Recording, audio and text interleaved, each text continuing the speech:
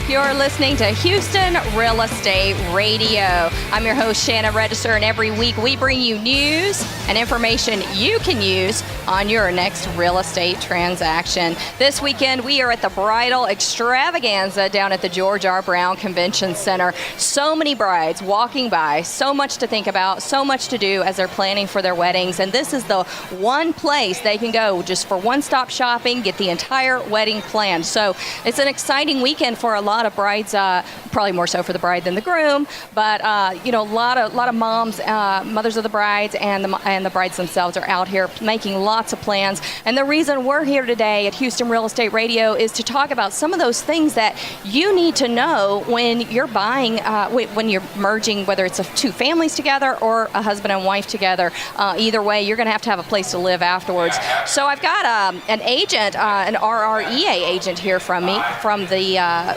brokerage. Rashonda Reed is a realtor with Registered Real Estate Advisors, or RREA. So we're excited to have her on the show today, and she's going to be talking about some of the things to think about when you're looking at a place to live, when you are trying to decide whether you're going to lease or buy a home after the wedding. So welcome to the show, Rashonda. Thanks for having me. Glad to be here. So, leasing and buying, there's so many things to think about. And when you've got a wedding to plan and you're changing your lifestyle, basically, because two people coming together, it's a lifestyle change. That's true. So, a lot to think about. Let's talk about some of the dynamics that go into figuring out whether you're going to lease or purchase after you have the wedding. Okay. Well, some of the main factors that you want to factor in is your lifestyle. When you're merging the two homes together, you want to think about, work commute and different things like that. Another factor that you want to factor in is, have there been any foreclosures or bankruptcies, or what the credit situation is like once you merge homes. Once you get married, the merging of credit takes place. Mm-hmm. So you have to factor in whether or not financially, if obtaining a mortgage is going to be a viable option or not. I like that you say that, because one of the things people think, now we have two incomes, we're going to be able to buy more house with that money. But in fact, if one of you has bad credit that you're bringing to the party, you may not be able to now purchase a home. So it can be a drawback. You may need to purchase the home before the legal marriage happens. Exactly. That is always definitely a possibility, because when in obtaining a mortgage, they look at different factors, not just the total income. So they look at credit history as well as character, length of time on a job, whether you're salaried or if you are self-employed.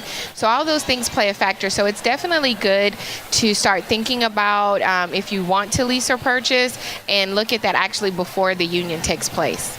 So how do you know whether it's going to be better financially to lease or buy? Because, there's so many options out there now with apartments, and you can rent houses, you can rent townhouses, you can buy townhouses, you can buy a home. There's so many different housing options out there. Do you have any examples, anything you can tell us to kind of help us weigh those options? In Houston, we have such a vast market, so there is a lot of different options in the type of housing, from single family to, high rise, lofts. Again, start off with your lifestyle and financial. Are you going to have time to do the yard? Exactly. Do you want to clean a big house? Do you want to clean a big house? Or pay someone to clean a big house? Or pay somebody. Does that need part of the wedding agreement? We need to hire a maid. So those are the factors that you look at. There are some areas where purchasing a home, what you'll pay in rent for that home will be about the same amount. There's a home that is listed currently right now in the Humble area. It's listed for lease and for sale, and it's for lease for $1,800. It's also for sale for $189,900. Now, if you were to purchase that home, your principal and interest would have you at a monthly payment of $1,600. So actually, in that case, you would be in a better savings by purchasing the home. Plus the additional benefits in purchasing a home, the tax benefits, the additional write-offs there. And of course, there are some variables that go into that. There's a kind of a disclaimer to that, in that, the taxes could change. It depends on your interest rate. But just as a guideline, we're just kind of weighing out, just kind of making the point that you could be paying the same amount to lease the house as you could be paying in a monthly mortgage to purchase the house. Yep, and in some cases even less. So, and then of course, like you said, you also have the tax benefit of home ownership and being able to write off interest and those sort of things as well. So I know a big factor in whether a couple can purchase a home is going to be if they have the down payment money. Right. And that's another thing to factor, because depending upon credit score, there'll be different down payment requirements. Down payments can be as low as 3.5% and as much as 20%. Depending on whether you go FHA, conventional, Right. do a VA loan, because some people have VA eligibility. Right. And VA eligibility is great because that definitely gives you a possible decrease in the amount of down payment that you have to come up with. But that's another thing to factor in when you're getting married. You know, weddings are not cheap anymore. Venues. So that's another thing to factor in is once you have this wedding, is that going to cut into your ability to factor in a down payment for your home? Right. And, you know, some people don't know this, but on certain types of loans, you can actually have gift money as your down payment money.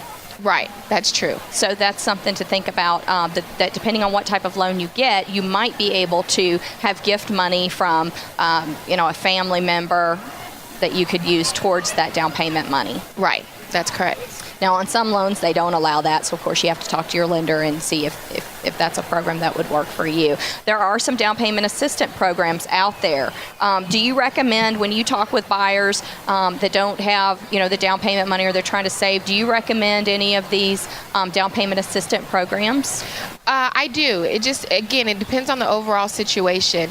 Most of the down payment assistance programs do have income limits, so it's definitely great to check in advance, because once you merge the household, both of the incomes will be factored in. Right. So before, then you may not qualify. Right. Where you might have been able to qualify before. Exactly. Mm-hmm. So that definitely makes a big difference. And then also, if you purchased a home previously with down payment assistance, you definitely want to check into that with merging the homes, because some of those down payment assistance programs require that you stay in the home for a certain length of time.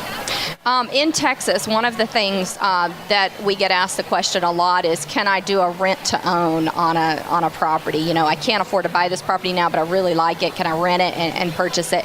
And it's kind of a misconception, because you can't rent to own in Texas. The ability to do it is out there, but there are some limitations in that there are no realtor promulgated forms for that. You have to go to an attorney and have them write it up, and most attorneys won't do it because our property code is so extensive in Texas. It really gets complicated.